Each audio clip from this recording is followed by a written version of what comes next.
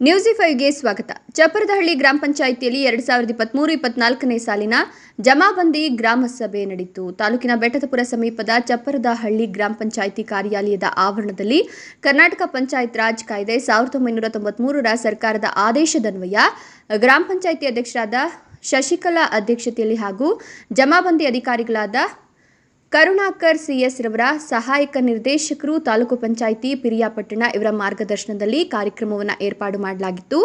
ಪಂಚಾಯಿತಿಗೆ ಸರ್ಕಾರ ಅನುಮೋದನೆ ಮಾಡಿದಂತಹ ಹಣಕಾಸಿನ ಅಯವ್ಯಯಗಳನ್ನು ಸಾರ್ವಜನಿಕರ ಎದುರು ಓದಿ ತಿಳಿಯಪಡಿಸಿದರು.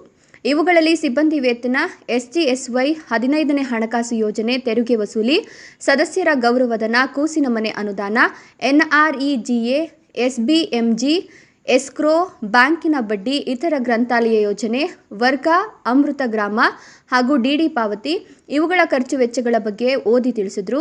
ನಂತರ ಕರುಣಾಕರ್ ಮಾತನಾಡಿ, ಕೆಲವು ತಾಂತ್ರಿಕ ದೋಷಗಳಿಂದ ವ್ಯತ್ಯಾಸಗಳು ಕಂಡುಬಂದಿರುತ್ತದೆ, ಸಾರ್ವಜನಿಕರು ಸಹಕರಿಸಬೇಕಾಗಿ ಈ ಮೂಲಕ ತಿಳಿಯಪಡಿಸುತ್ತೇನೆ ಎಂದರು.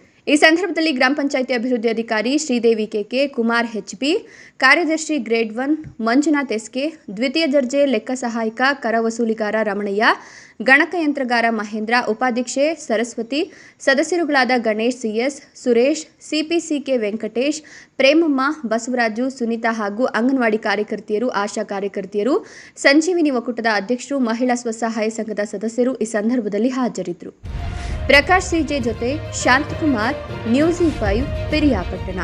ನಿರಂತರ ಸುದ್ದಿ ಸಮಾಚಾರಗಳಿಗಾಗಿ ನೋಡ್ತಾ ಇರಿ, ಇದು ನಿಮ್ಮ ನ್ಯೂಸ್5.